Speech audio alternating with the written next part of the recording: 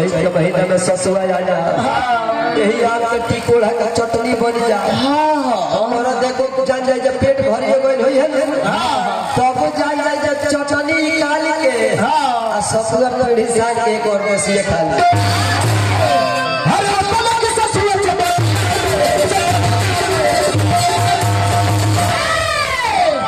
निमन कहाँ लगता है बाबू निमन कहाँ लगेला पहले हंसला पकड़ो पकड़ो तू बिकम पहले लड़ी तू हां तारा करो हम बनाइए देता नहीं और टाइट पकड़ो अरे टाइट पकड़ यार निमन से धारा अरे छिलवो करेला एक हाथ यहाँ पे पकड़ो यहाँ पे पकड़ो आगे पीछे हो हाथ से गेहूं पकड़ लो मान लो गेहूं हां सब पकड़ा करा का धक है हां आया का पीछे हंसला करबू हां फूल ही जान दे चैत के महीना में गेहूं कट के गिर जाए देखिए हम क्या तेरा बात अच्छा हमरा भोला चौधरी जी जेकरा नाम में भोला लागल बा भोला महादेव के कहल जाला भोला भे के जयकार करो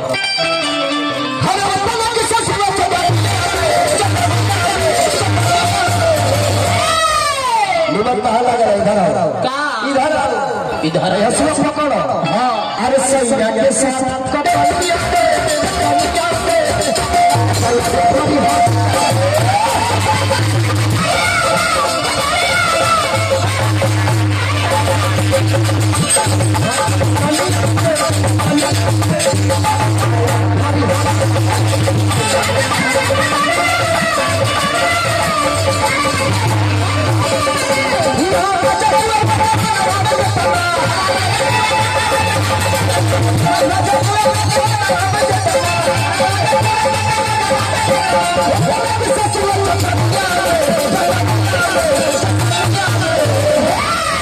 हमरा रुपेश भाई 1000 पुरस्कार देने वाले जयकार ए बाबू ए इधर हां इधर पीछे आ जा इधर अरे चैत का महीना है एजा से हो जा ले हीरो बनत रहो एजा से लेके हो जा हीरो बनत रहो चल चल उचका ले ले बनी लागत सारे के मजा हो चल चल एजा से हो जा ले चल भाई से अरे सैया के साथ कपलिया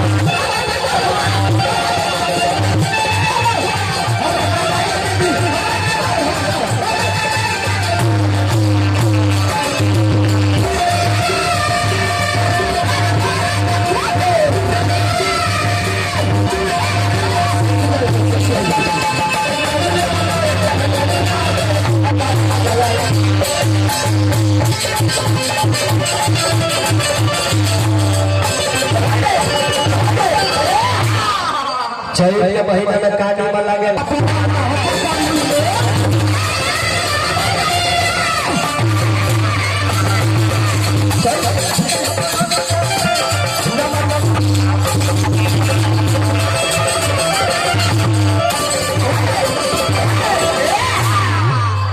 महाराज चैत के महीना में चैत के महीना में निमन कहाँ लगे छे बाबूआ हर चैत महीना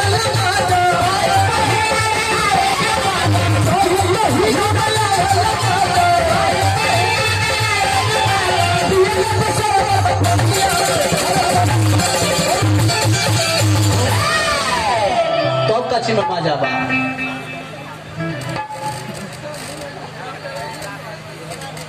हमरा बतौर के पंचायत से हमरा भावी मुखिया प्रत्याशी मुकेश सिंह जी हजार पुरस्कार देने वाले हजार बार जयकार करो भोले बाबा से प्रार्थना करो हमरा मुकेश सिंह जी पद प्रतिष्ठापन है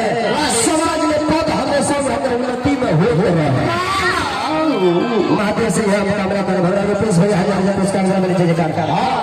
फिर एक जगह गोटा हो जाता है ओए तारी बाबू अरे हनिया तीनों का करते से के लगे में अरे हनिया टोटरम करे के बाद मारो जब फाइनल फेंक हां हां एक जगह गोटा हो जाता है साइड का हो जाता है ई चैतो बिगाड़ दी है सब चैता जगह मुआ दिया हां अरे है ना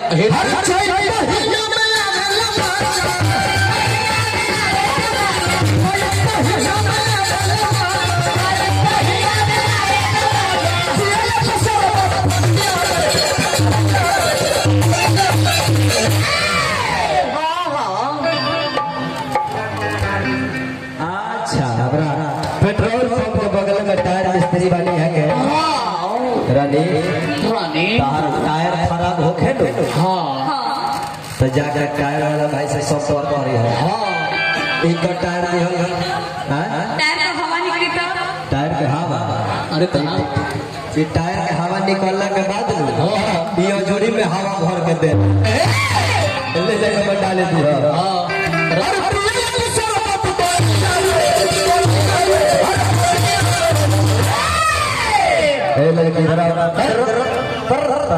अरे अरे को बिल पागल होता अरे सही के साथ